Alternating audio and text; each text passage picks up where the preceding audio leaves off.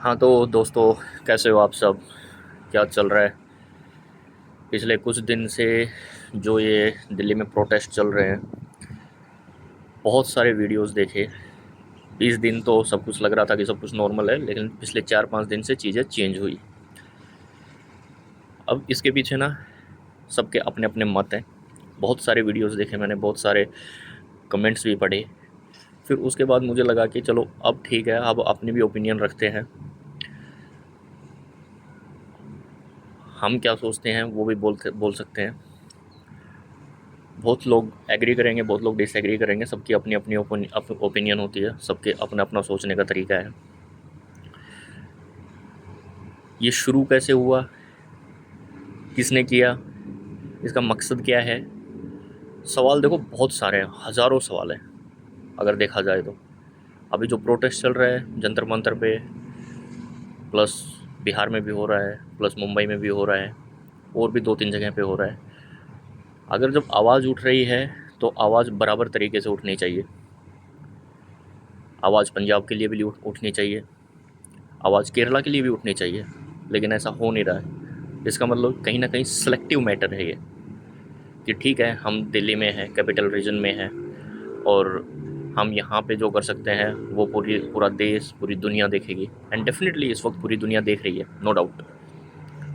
दुनिया भर के जो फॉरेन आउटलेट्स हैं, मीडिया आउटलेट्स हैं, वो देख रहे हैं, ऑब्जर्व कर रहे हैं, क्योंकि उनको भी मसाला चाहिए होता है ना। उनको भी टीआरपी, सबसे बड़ा गेम तो टीआरपी ही है। चलो ये एक चीज़ हो गई। दूसरा, बहुत सारे सो कॉल्ड जो यूट्यूबर्स हैं, इन्फ्लुएंसर्स हैं, इनको तो मतलब ऐसा मिल गया है ना कि जैसे कुत्ते के सामने हड्डी फेंक दी जाए। सॉरी मैं थोड़ा ऐसा बोल रहा हूँ, लेकिन इसको बिल्कुल गलत वे में ना लिया जाए, एक कहावत की तरह ही लिया जाए। तो सबको एक मैटर मिल गया है कि ठीक है अब हम रील बनाएंगे, हम वीडियोस बनाएंगे तो अब व्यूज़ बहुत आएंगे। बहुत सारे लोग बोल रहे हैं कि हमें पैसे ऑफर हो रहे हैं कि आप इसके अगेंस्ट रील बनाओ, इसके लिए रील बनाओ। हो सकता है हो रहे हो, और हो सकता है ना भी हो रहा हो, क्योंकि बहुत सारे इन्फ्लुएंसर ना नहीं भी हैं, उनके जिनके 100-200 हज़ार 2000 फॉलोअर्स हैं, वो तक भी मैसेज डाल रहे हैं कि मुझे ऑफ़र हुआ, मुझे पैसे ऑफ़र हुए। चलो ठीक है, हुआ होगा भाई किसी को, नो इशू। हमें किसी ने ऑफ़र नहीं किया, इसलिए अपनी एक इंडिपेंडेंट एंड ओपन ओपिनियन मैं यहाँ पे रख रहा हूँ। सबसे पहले तो थोड़ा सा ना पीछे जाने की कोशिश करते हैं, क्योंकि बहुत इम्पोर्टेंट है समझना कि आखिर में है क्या, ये चल क्या रहा है। चलो हम चलते हैं अभी 2012 में। आपको अन्ना आंदोलन याद होगा ना? अन्ना आंदोलन के टाइम पे अरविंद केजरीवाल और मनीष सिसोदिया, अन्ना हजारे जी के साथ, ये दो बड़े नाम मंच पे दिखाई दे रहे थे। उससे पहले इन लोगों का नाम सुना था किसी ने? शायद किसी ने ना सुना हो, किसी ने देखा भी नहीं हो, कोई जानता भी ना हो। अब ये आए कहाँ से, हुआ क्या, ये भी इम्पोर्टेंट है। उसी टाइम पे, कांग्रेस के टाइम पे, एक दो ना डील कैंसिल हुई थी। आप जाके ना गूगल कर लेना, थोड़ा सा आइडिया लग जाएगा आपको। वो डील यूएस के साथ होनी थी, लेकिन किसी बात पे ना थोड़ी सी सहमति नहीं बनी, तो उसके बाद चीज़ें चेंज हुई, और उसी टाइम पे ही ये आंदोलन शुरू हुआ। अब इम्पोर्टेंट चीज़ पता है क्या है? जो ये दो आदमी पिक्चर में आए ना यहाँ से, ये दो आदमी बहुत इंपॉर्टेंट है यहाँ पे। ये बहुत बड़ा आज के टाइम में जो अभी प्रोटेस्ट चल रहा है ना, उसमें भी ये लोग मेजर रोल प्ले कर रहे हैं। तो ये जो दो लोग आए ना, ये कैसे आए वो समझने की ज़रूरत है। इनका एक एनजीओ है परिवर्तन के नाम से, जाइएगा थोड़ा सर्च कीजिएगा उसके बारे में। कौन फंड करता है उसको पता है? Rockefeller group and Ford foundation. अब इन दोनों के तार ना डायरेक्टली और इनडायरेक्टली दोनों तरीके से ओपन सोसाइटी के साथ जुड़े हुए हैं, जॉर्ज सोरोस का जो है। अरविंद केजरीवाल उस टाइम पे वहाँ पे बैठे बैठे ये बात बोल रहे थे कि हम यहाँ किसी पार्टी को कोई पार्टी बनाने नहीं आए हैं, हम हमें पॉलिटिक्स में नहीं आना, हम सिर्फ हक की मांग कर रहे हैं। जब तक हक की बात हो रही थी सब तक बातें ठीक थी, लेकिन एक इमीडिएटली होता ये है कि एक जर्नलिस्ट का मैंने वीडियो देखा था, उसमें उन्होंने क्लेम किया था कि उन्होंने अरविंद केजरीवाल का इंटरव्यू लिया था उस टाइम पे, और केजरीवाल का इंटरव्यू लेने के बाद केजरीवाल ने बोला कि नहीं, हम कोई पार्टी नहीं बना रहे, हम पॉलिटिक्स में नहीं आ रहे, हमारा ऐसा कोई मकसद नहीं है, ये हमारे एजेंडा में है ही नहीं। और नेक्स्ट डे वो बंदा उसी मंथ से एक पार्टी अनाउंस कर देता है, जबकि अन्ना हज़ारे ने बोला कि हम कोई यहाँ पार्टी बनाने के लिए नहीं आए और हमारा ये मकसद है भी नहीं। अन्ना हज़ारे के अगेंस्ट जाके वो आदमी पार्टी बनाता है। ओके, फंडिंग्स आती हैं, ओके, लोगों को लगा चेंज आएगा, तो लोगों ने अरविंद केजरीवाल को सपोर्ट भी किया, क्योंकि लोग फ्रस्ट्रेटेड हो जाते हैं ना कि लंबे टाइम से चीज़ें चलती रहती है, थक जाते हैं, फिर सोचते हैं कि कुछ नया होगा, कोई नया आदमी आए तो कुछ करे। तो उस टाइम पे वो परिवर्तन हुआ, परिवर्तन के नाम पे ही परिवर्तन हुआ, बहुत अच्छा। तो ये जो हुआ उस टाइम पे, एक पार्टी बनी, पार्टी बनने के बाद अरविंद केजरीवाल चीफ मिनिस्टर बनते हैं, मनीष सिसोदिया एजुकेशन मिनिस्टर बनते हैं, और भी कई सारे डिपार्टमेंट इन लोगों के पास होते हैं। और उसके बाद जो होता है 2022, 23, 24, वो हम सब ने देखा कि धीरे धीरे करके अरविंद केजरीवाल और मनीष सिसोदिया और बाकी कुछ लोग और भी लिकर पॉलिसी में फंसते हैं और अंदर चले जाते हैं। 2025 में आते आते इनकी गवर्नमेंट चली जाती है और रेखा गुप्ता बीजेपी की तरफ से चीफ मिनिस्टर बनती है दिल्ली की। अब 20-25 साल के बाद अगर बीजेपी आ रही है तो डेफिनेटली उनके पास ना साइकोलॉजिकल, मेंटल, हर तरीके का प्रेशर होता है, क्योंकि एक तो ये इमेज बनानी है कि ठीक है हम कुछ करेंगे। मैं यहाँ किसी पार्टी को सपोर्ट नहीं कर रहा हूँ, डोंट वरी। एक ये हो जाता है कि इतने लंबे समय के बाद आए हैं तो अब हमें मजबूरी है हमारी कि हमें मजबूरी में करना है। चलो मजबूरी सही, कम से कम दिल्ली का काम तो हो रहा है, बहुत मैटर करता है ना काम होना। अब होता ये है कि पिछले महीने मई में चीज़ें चेंज होती है। नीट का पेपर होता है, नीट का पेपर लीक होने के बाद एक हफ्ते, ऑलमोस्ट 5 से 7 दिन के बाद ये खबर आती है कि नीट का पेपर लीक हुआ। नीट का पेपर लीक हुआ, सरकार के पास इन्फॉर्मेशन पहुंचती है और सरकार उसको सीधे तौर पे कैंसिल कर देती है और बोलती है कि हम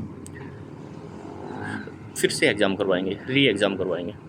ओके, वहाँ तक चीज़ें ठीक थी, लोगों का गुस्सा अपनी जगह पे है। मैं भी स्टूडेंट्स के साथ हूँ, मैं भी एक टाइम पे स्टूडेंट रहा हूँ, और मुझे वो तकलीफ़ समझ में आती है जब एक बच्चा मेहनत करता है ना, तो वो दिन रात अपनी एक कर देता है कि ठीक है मेरा अच्छा मार्क्स आ जाए तो मैं अच्छी कॉलेज मिल जाए मुझे, अच्छी यूनिवर्सिटी मिल जाए मुझे। बहुत मेहनत लगती है, हमने भी की है।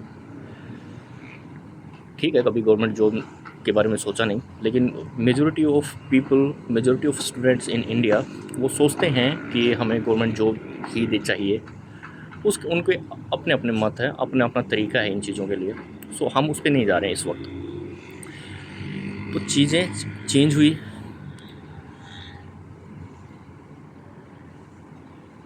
एक हफ्ते के बाद गवर्नमेंट ने री एग्ज़ाम के लिए बोला, सीबीआई का गठन किया। जितने लोग 12 से 13 लोग थे शायद, अरेस्ट किए गए। और इमीडिएटली आप अगर धर्मेंद्र प्रधान के ट्विटर पे जाएंगे ना, आपको उसका ट्वीट भी मिल जाएगा।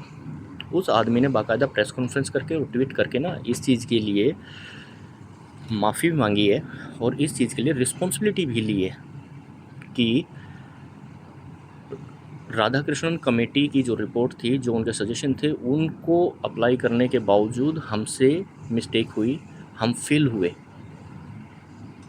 हम पूरी तरह से उस चीज़ को लागू नहीं कर पाए, तो हम इस पे और टाइट डिसीजंस हम लेंगे और कठोर निर्णय लेंगे हम। ये बात उस टाइम पे हुई। अब यहाँ तक इतना सब कुछ हो गया, एक आदमी जो यूएस में बैठा है, उसके बारे में तो आप सबको A to Z पूरे इंडिया को पता होगा आज के टाइम में कि वो आदमी आम आदमी पार्टी का एक्स वर्कर था और वो आम आदमी पार्टी छोड़ के पीएचडी करने के लिए यूएस जाता है। यूएस से उसे डिपोर्ट किया जाता है और वो वापस आता है। गवर्नमेंट उसे ईजिली आने देती है और एयरपोर्ट से जंतर मंतर तक पहुंचने देती है। एक दिन का वो प्रोटेस्ट भी करता है, लोगों को इकट्ठा करता है, भीड़ भी नहीं आती, ये भी हमने सबने देखा। अब उसके बाद वो पुणे, लखनऊ और भी जगह जाता है, फिर भी भीड़ नहीं आती।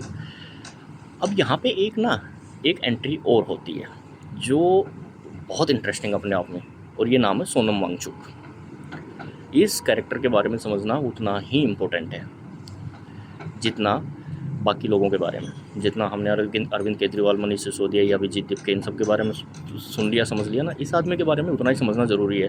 2025 में गवर्नमेंट एक अनाउंसमेंट करती है, एक कमेंट करती है कि हम FCRA पे रूल्स टाइट करने वाले हैं। क्यों? क्योंकि जो FCRA के थ्रू जो फंडिंग फॉरेन से आ रही है, उसका नहीं पता कि वो फंडिंग आखिर में यूज़ कहाँ हो रही है, उसका यूटिलाइजेशन कहाँ हो रहा है, किस किस एक्टिविटी में उसका यूज़ हो रहा है।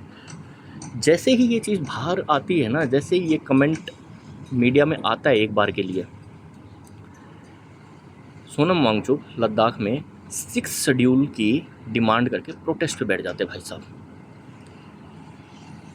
यही वो चीज़ थी फर्स्ट टाइम जब सोनम वांगचुक ओपन प्लेटफॉर्म में एक इमेज बन के आया, ठीक है।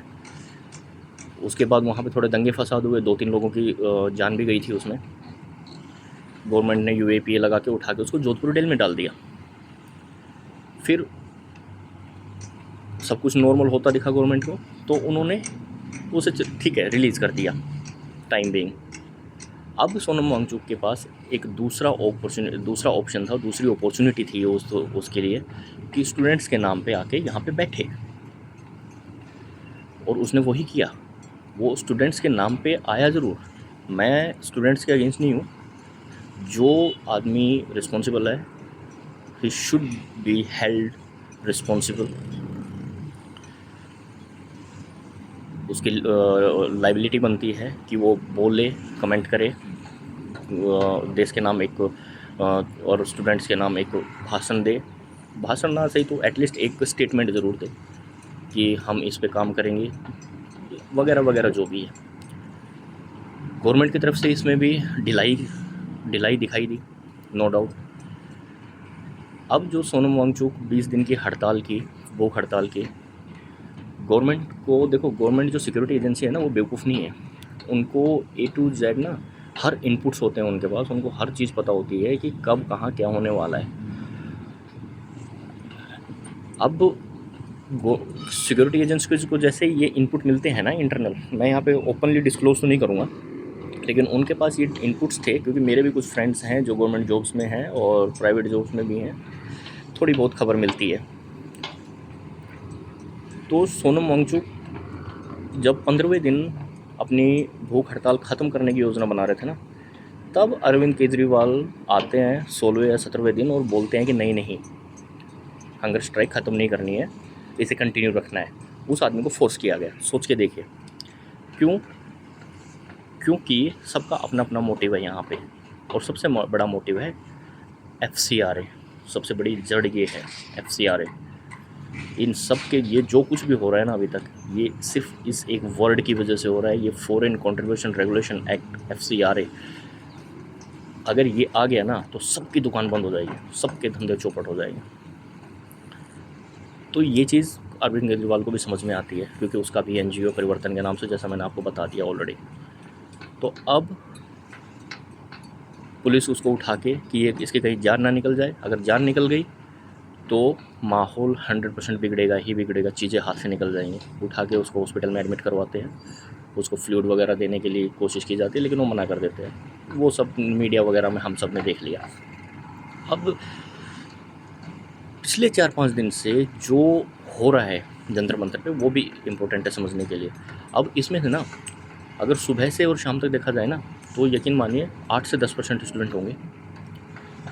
8 से 10% से ज़्यादा स्टूडेंट नहीं है इनमें, क्योंकि जो स्टूडेंट हैं उनको पता है कि मैं अगर किसी भी गलत एक्ट में फंस गया तो मेरा पूरा करियर, मेरी पूरी लाइफ बर्बाद हो जाएगी। ना मैं कहीं बाहर जा सकता हूँ, ना मैं कुछ कर सकता हूँ। गवर्नमेंट जॉब छोड़ दीजिए, गवर्नमेंट यूनिवर्सिटी कॉलेज सब छोड़ दीजिए, कुछ नहीं मिलने वाला फिर उसके बाद। जो स्टूडेंट समझ रहा है ना, वो वहाँ पे नहीं है। सिर्फ कुछ लोग जो इन्फ्लुएंस्ड हैं, वो लोग वहाँ पे हैं, मोटा मोटा। अब जो बचे ना 80 से 90% लोग, ये सब के सब पेड हैं, पत्थर मार रहे हैं। भाई पुलिस वालों ने किसी का कोई बिगाड़ा थोड़ी है, उनकी भी फैमिली है, वो भी अपना घर छोड़ के आ रहे हैं, अपनी ड्यूटी कर रहे हैं। पुलिस है, RAF है, वो मरने के लिए थोड़ी खड़े हैं वहाँ पे। वो अपनी ड्यूटी कर रहे हैं। अगर वो वहाँ पे ड्यूटी नहीं करेंगे और गवर्नमेंट के अगेंस्ट जाके बोल देंगे कि नहीं हम तो नहीं करेंगे, ये जो स्टूडेंट्स कर रहे हैं उनको करने दो, माहौल इतना बिगड़ेगा ना कि चीज़ें कंट्रोल करनी ही मुसीबत हो जाएंगी। अब उसके बीच में जो हमारे निहंग सिख थे उनकी भी एंट्री हुई।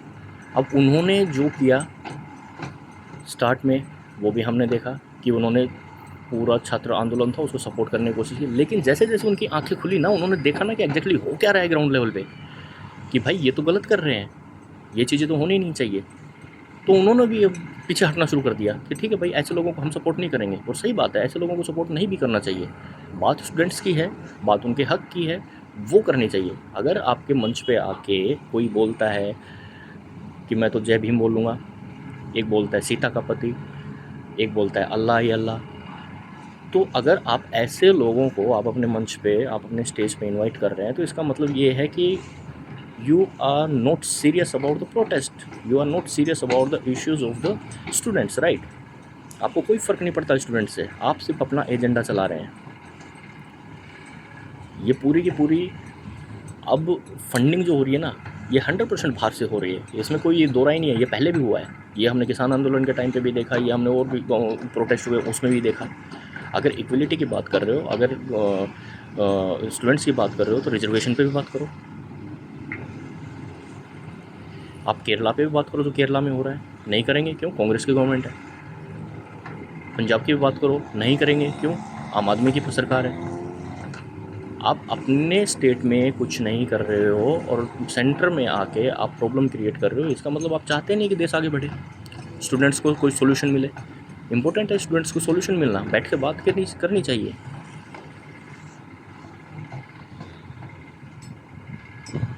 आप क्या सोचते हो, आप मुझे एक बार कमेंट करके बता सकते हो। मेरा तो ये मेरी अपनी ओपिनियन है। हो सकता है कि बहुत लोग ये सोचे कि तेरा सोचने का तरीका गलत है, हो सकता है मेरा सोचने का तरीका गलत हो, I don't mind. But important ये है कि स्टूडेंट्स की आवाज़ ना दबाई जाए, उनको सुना जाए, उनको सॉल्यूशन दिया जाए। और जो स्टूडेंट्स के नाम पे जो ये सब अफरा तफरी मचा रहे हैं ना, जो नुकसान कर रहे हैं पब्लिक एंड प्राइवेट प्रॉपर्टीज़ का, they should be held responsible. इनको पकड़ो, इन पे लगाओ केस, FIR करो इन पे, क्योंकि ये स्टूडेंट्स नहीं हैं, और जो स्टूडेंट्स हैं उनकी सुनो। तो आप अपने कमेंट बता सकते हैं मुझे। Thank you.